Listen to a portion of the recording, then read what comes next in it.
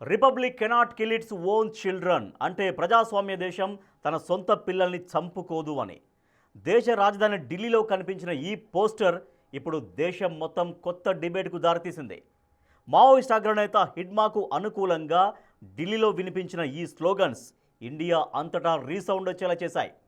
అసలు ఎయిర్ పొల్యూషన్కి వ్యతిరేకంగా చేపట్టిన నిరసన హిడ్మా వైపు ఎందుకు టర్న్ తీసుకుంది? ఎక్కడో ఛత్తీస్గఢ్ దండకారణ్యంలో ఉండే కామ్రేడ్ హిడ్మాకు ఢిల్లీ ఎయిర్ పొల్యూషన్కు లింక్ ఏంటి? ప్రజాస్వామ్యం తన పిల్లల్ని చంపుకోదు. మావోయిస్ట్ లీడర్ హిడ్మా ఎన్కౌంటర్ని నిరసిస్తూ ఢిల్లీలో కనిపించిన ప్లకార్డ్ ఇది ఇప్పుడు దేశమంతటా తీవ్ర చర్చకు దారితీసింది. ఈ పోస్టర్ ఢిల్లీలో ఎందుకు కనిపించింది? హిడ్మాకు మద్దతుగా నినాదాలు ఎవరు చేశారు? ఎందుకోసం చేశారో తెలియాలంటే ముందు ఢిల్లీలో ఏం జరిగిందో తెలుసుకోవాలి. అప్పుడే ఆల్ ఆఫ్ సడన్ గా ఢిల్లీలో హిడ్మా ఎందుకు స్క్రీన్ మీదకొచ్చాడో అర్థమవుతుంది.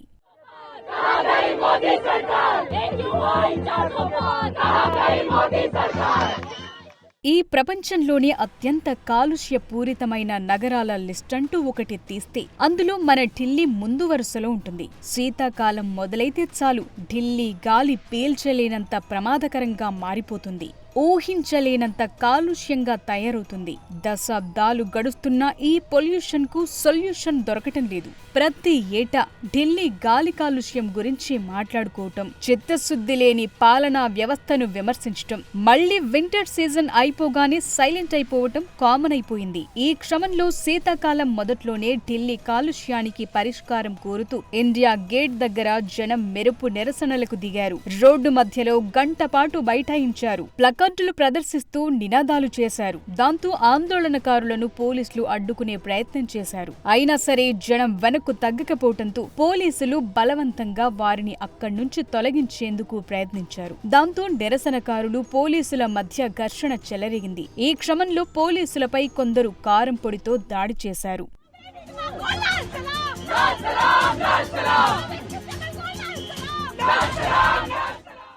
ఢిల్లీ ఎయిర్ పొల్యూషన్ కు పరిష్కారం కోసం ఆందోళన చేయటం దాకా బాగానే ఉన్నా ఇదే నిరసనల్లో ఇటీవలే ఎన్కౌంటర్లో చనిపోయిన మావోయిస్ట్ అగ్రనేత మాధవి హిడ్మాకు మద్దతుగా కొందరు నినాదాలు చేశారు. ఎంతమంది హిడ్మాలను చంపుతారు? ప్రతి ఇంటి నుంచి ఓ హిడ్మా బయటికొస్తాడు. హిడ్మా అమర్ రహే అంటూ నినదించారు. నక్సల్ ప్రభావిత రాష్ట్రాలను ప్రశంసించారు. బిర్సా ముండా నుంచి హిడ్మా దాకా మన అడవులు, పర్యావరణంపై పోరాటం కొనసాగుతుందని రాసి ఉన్న బ్యానర్ను ప్రదర్శించారు. ఛత్తీస్గఢ్ లో ఎంత స్వచ్ఛమైన గాలుందో చూడండి. అక్కడ మావోయిస్టులు కాలుష్యాన్ని నియంత్రించారని కొందరన్నారు. మావోయిస్టులకు సపోర్టుగా బ్యానర్లు, పోస్టర్లు ప్రదర్శించారు. హిడ్మా గిరిజన పోరాటానికి ప్రతీక అని, వాయు కాలుష్యానికి సంబంధించిన గిరిజన పోరాటాన్ని కూడా ముందుకు తీసుకురావాలని కొందరు నిరసనకారులు అన్నారు. హిడ్మా ఓ గిరిజన వ్యక్తి అని, తన హక్కుల కోసం పోరాడేందుకు ఆయుధాలు చేపట్టాడన్నారు. ఈ సాయుధ పోరాట పంథాలు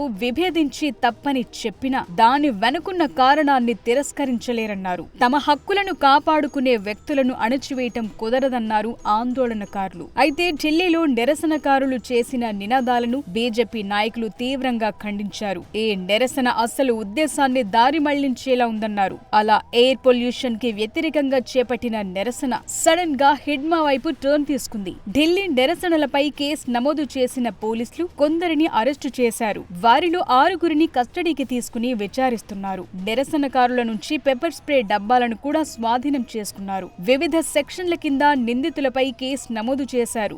మావోయిస్టులకు అనుకూలంగా నినాదాలు చేసిన వారిని గుర్తించి న్యాయపరమైన చర్యలు తీసుకుంటామని పోలీసులు స్పష్టం చేశారు. వారం రోజులుగా ఢిల్లీలో ఎయిర్ పొల్యూషన్ ప్రమాదకర స్థాయిలో పెరిగిపోతోంది. ఢిల్లీ సర్కార్ వాటర్ స్ప్రింకర్లు, క్లౌడ్ సీడింగ్ లాంటి చర్యలు చేపట్టింది. కానీ ఫలితం లేదు. రాజ్యం గాలినే విషపూరితం చేసినప్పుడు ప్రజలు ఐక్యంగా ఉండి తమ మనుగడ కోసం గొంతు విప్పాల్సిన అవసరం ఏర్పడుతుందని నిరసనకారులు చెప్తున్నారు. రేఖా గుప్తా నేతృత్వంలోని ఢిల్లీ సర్కార్ కాలుష్య సమస్యను పరిష్కరించడంలో విఫలమైందని ఎత్తిచూపారు. మైనింగ్ ప్రాజెక్టులు, అటవీ అనుమతులు, మారుమూల ప్రాంతాల్లో వేగవంతంగా వేగవంతమైన మౌలిక సదుపాయాల విస్తరణ సహా ప్రస్తుత అభివృద్ధి నమూనా కాలుష్యాన్ని పెంచుతోందన్నారు. అది సమాజంపై తీవ్ర ప్రభావం చూపుతోందన్నారు. ఇది దేశవ్యాప్తంగా వాతావరణ పరిస్థితులను దిగజార్చుతోందని వాదిస్తున్నారు. ఈ ఆందోళనల్లోని ప్రజాస్వామ్యం తన సొంత పిల్లల్ని చంపుకోదు, రెడ్ సెల్యూట్ హిడ్మా అనే పోస్టర్ కూడా కనిపించింది. ఇది ఇప్పుడు కొత్త చర్చకు దారితీసింది. ప్రజాస్వామ్య దేశం తన పిల్లల్ని చంపుకోదన్నది ఎంత నిజమో, అదే ప్రజాస్వామ్యం ఎవరికీ చంపే హక్కు ఇవ్వలేదన్నది కూడా అంతే నిజం. రిపబ్లిక్ ఎవరినైనా తుపాకులు పట్టుకుని ప్రాణాలు తీయమని చెప్పిందా అనే ప్రశ్న కూడా వస్తోంది.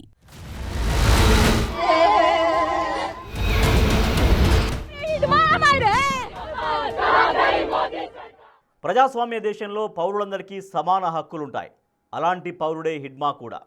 ప్రజాస్వామ్యం హిడ్మాకు చంపేందుకు ప్రత్యేక అధికారాలేమి ఇవ్వలేదు కదా.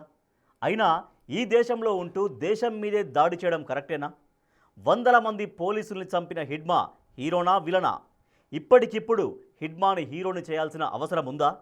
నాణానికి అవతలి వైపు ఆలోచన చేయాల్సిన బాధ్యత లేదా? ప్రజాస్వామ్య దేశంలో ఓ మావోయిస్ట్ కమాండర్ చేసిన హింసను పౌరుడి కోణంలో చూడాలా, దేశంలో ఉంటూ దేశానికి నష్టం కలిగించే వ్యక్తిగా చూడాలా అనే చర్చ ఇప్పుడు మొదలైంది. ప్రజాస్వామ్యం, హక్కులు అనే ప్రాథమిక సూత్రాల ఆధారంగా హిడ్మా గురించి అనేక కోణాల్లో ఆసక్తికర చర్చ నడుస్తోంది. హిడ్మా మావోయిస్ట్ పార్టీకి చెందిన People's Liberation guerrilla army battalion number 1 కి కమాండర్ గా వ్యవహరించారు. పోలీసులు, భద్రతా దళాలు, ప్రభుత్వ ఆస్తులు, ప్రజా ప్రతినిధులపై జరిగిన అనేక భారీ దాడులకు, మారణ హోమాలకు హిడ్మానే సూత్రధారి. అతను భద్రతా బలగాలపై 26కు పైగా దాడుల్లో ప్రధాన సూత్రధారిగా ఉన్నాడు.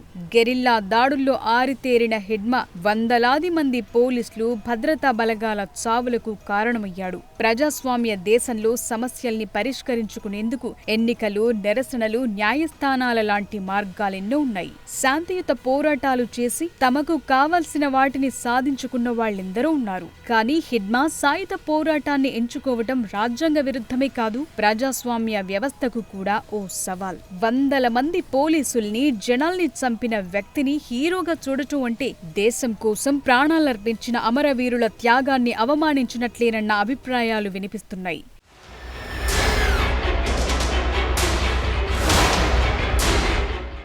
హిడ్మా ఓ ఆదివాసీ బిడ్డ. మావోయిస్టు పార్టీలో అతి తక్కువ కాలంలోనే ఉన్నత స్థాయికి ఎదిగిన వ్యక్తి. అతను దశాబ్దాలుగా ప్రభుత్వం, పాలకవర్గాలు చేసిన దోపిడీ, అణచివేతకు వ్యతిరేకంగా పోరాడిన అణగారిన వర్గాల ప్రతినిధిగా చూస్తారు. ప్రభుత్వ విధానాలు, అభివృద్ధి కార్యక్రమాలు తమ దాకా చేరకపోవటం, అటవీ సంపదపై తమకున్న హక్కులు కోల్పోవటం, భూ ఆక్రమణల లాంటి సమస్యలకు సాయుధ పోరాటమే సరైన సమాధానమని మావోయిస్టులు నమ్ముతారు. హిడ్మా కూడా ఇదే పోరాటాన్ని ఎంచుకున్నారు. ఆయుధం చేతిలో ఉంటే అన్ని సాధించొచ్చనుకున్నారు. సాయుధ పోరాటమే సకల సమస్యలకు పరిష్కారం అనుకున్నారు. సమాజంలో ఉన్న అసమానతలు, ప్రభుత్వ యంత్రాంగంపై విశ్వాసం లేకపోవటం వల్లే హిడ్మా నక్సల్స్ ఉద్యమంలో చేరారని చెప్తుంటారు. అలా హిడ్మా మావోయిస్టుల్లో తిరుగులేని సైనిక నాయకుడిగా ఎదిగారు. కానీ అన్నింటికీ సాయుధ పోరాటమే పరిష్కారం కాదు. చట్ట పరిధికి లోబడి పోరాటం చేయటం వేరు, చట్టాన్ని అతిక్రమించటం వేరు. ఆయుధాలు లేకుండా పోరాటాలు చేసి ఎన్నో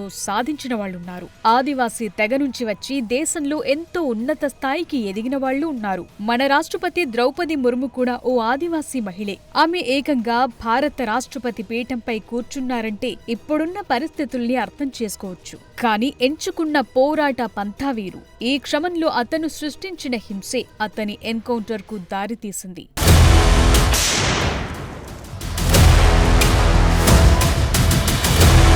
ప్రజాస్వామ్యం పౌరులందరికీ సమాన హక్కులనిస్తుంది. కానీ ఆ హక్కులు ఇతర ప్రాణాలు తీసేందుకు, దేశ సార్వభౌమాధికారాన్ని ఉల్లంఘించేందుకు అధికారమివ్వవు. హిడ్మా చేసిన చర్యలు చట్టబద్ధంగా తీవ్రమైన నేరాలు. అతను ఎలాంటి సిద్ధాంతం కోసమైనా పోరాడని, కానీ వందలాది మంది జవాన్ల హత్యకు కారణమైన వ్యక్తిని ప్రజాస్వామ్య వ్యవస్థలో హీరోగా గుర్తించాల్సిన అవసరం లేదనే వాదనలు వినిపిస్తున్నాయి. ఎందుకంటే హిడ్మా వందలాది మంది పోలీసులు, భద్రతా దళాల సిబ్బంది ప్రాణాలు కోల్పోయేందుకు ప్రధాన కారణం. అతను చంపిందెవరిని? మన పోలీసులనే కదా. ఉదాహరణకు పాకిస్తాన్ సైనికులు వచ్చి భారత జవాన్ల మీద దాడి చేసి నష్టం కలిగిస్తే మన ఆర్మీ ఊరుకుంటుందా? వెంటనే కౌంటర్ అటాక్ చేసి ప్రతీకారం తీర్చుకుంటుంది కదా. ఇది అలాంటిదే.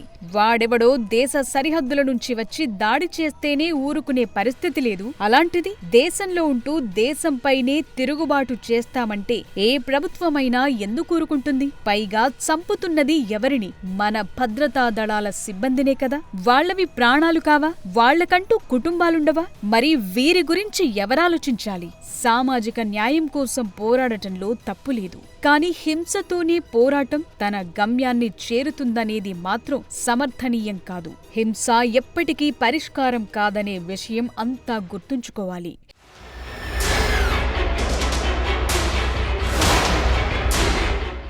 హిడ్మాను హీరోగా చూడటం అంటే ప్రజాస్వామ్య దేశంలో హింసను సమర్థించటమే అవుతుంది. చట్టం దృష్టిలో హిడ్మా నేరస్తుడు. భారత సార్వభౌమాధికారంపై సాయుధ దాడికి పాల్పడిన మావోయిస్ట్. దేశంలోనే ఉంటూ దేశంపైనే తిరగబడి అడవుల్లో అలజడి సృష్టిస్తోన్న వ్యక్తి ఎదురు కాల్పుల్లో ఎన్కౌంటర్ అయి ప్రాణాలు కోల్పోయాడు. ఆపరేషన్ కగార్ మొదలైన తరువాత మావోయిస్టుల ఉనికి ప్రశ్నార్థకమైంది. ఇంకొన్ని నెలల తరువాత ఈ దేశంలో మావోయిజం ఉంటుందా? మావోయిస్టులనే వాళ్లు ఉంటారా అనేది కూడా ఇప్పుడు బిగ్ క్వశ్చన్ మార్క్. అందువల్ల హిడ్మాను తిరుగుబాటు చేసిన మావోయిస్టుగా మాత్రమే చూడాలి తప్ప హీరోగా కీర్తించకూడదనే వాదనలు గట్టిగా వినిపిస్తున్నాయి.